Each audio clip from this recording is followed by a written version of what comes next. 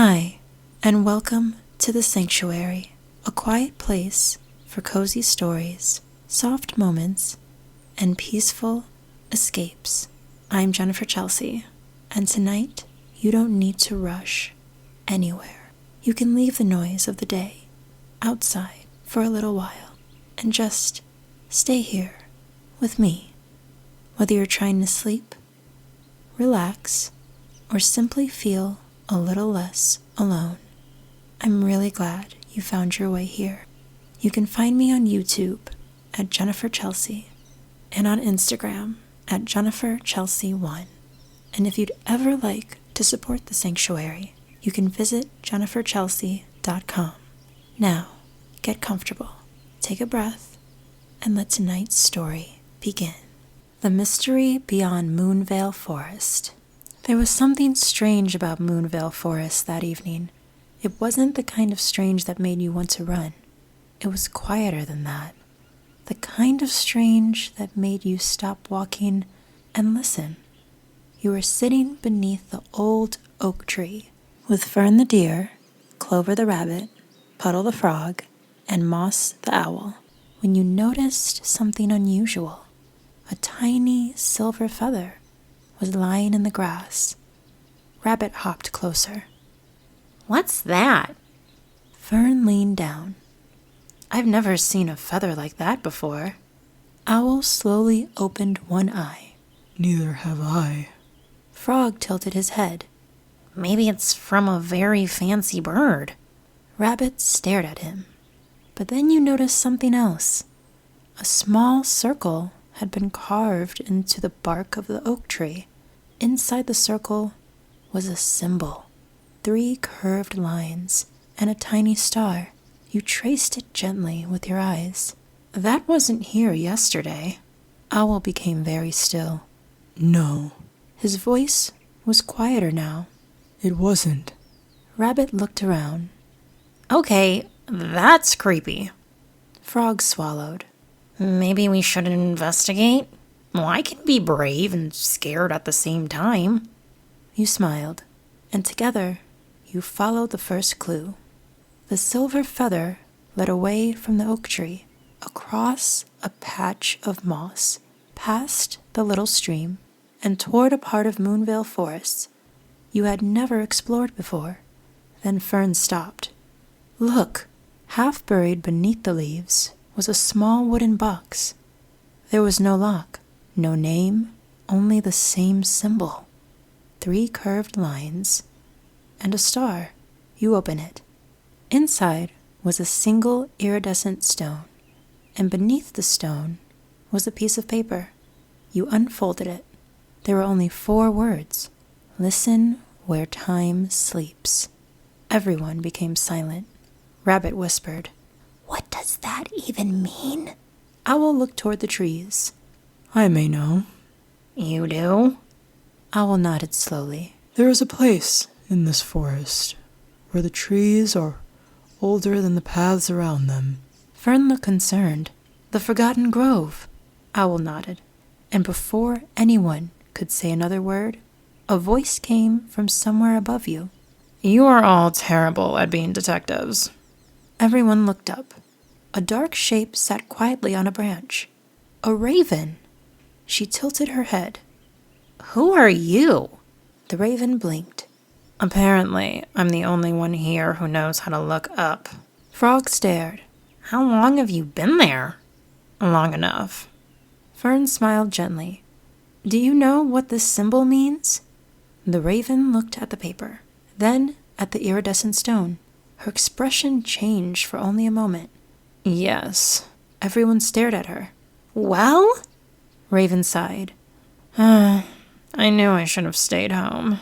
She finally flew down to a low branch. That symbol isn't a map. Then what is it? The raven looked toward the deepest part of the forest. It's a warning. You felt a chill move through the trees. A warning? About what? Raven hesitated. About something that doesn't belong here. Rabbit stepped closer. What doesn't belong here? Raven opened her beak, but before she could answer, a soft voice came from behind you. Perhaps that is a question you shouldn't ask. Everyone turned. The leopard stood between the trees. Her light tan fur almost disappeared against the moonlit grass, and her spots seemed to shift whenever she moved. She walked toward the group slowly, yet elegantly. The raven watched her carefully, and Rabbit responded, Why not? The leopard's eyes moved toward the silver feather lying on the grass. Because some questions have a way of finding answers you aren't prepared for. Well, that sounds like something someone says when they already know the answer. The leopard looked at him. Perhaps. You've seen this symbol before, haven't you? Fern said. The leopard was silent for a moment. I've seen more than the symbol. And what else? She looked toward the trees. A doorway. Rabbit's ears lifted. A doorway to where? I don't know.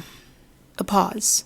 Or perhaps I simply don't know if I should tell you. Raven gave a quiet laugh from her branch. There it is. There what is? The mysterious answer that has multiple meanings. Owl studied her. You've been to the Forgotten Grove, haven't you? The leopard's eyes met his. Yes. Fern stepped closer. What happened there? For the first time, the leopard looked almost uncertain. I found something. The leopard lowered her eyes.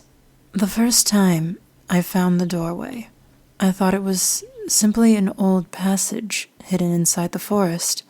And you stepped through it? She didn't answer. You did, didn't you? The leopard looked at him. I was younger then. What did you see? The leopard's expression softened.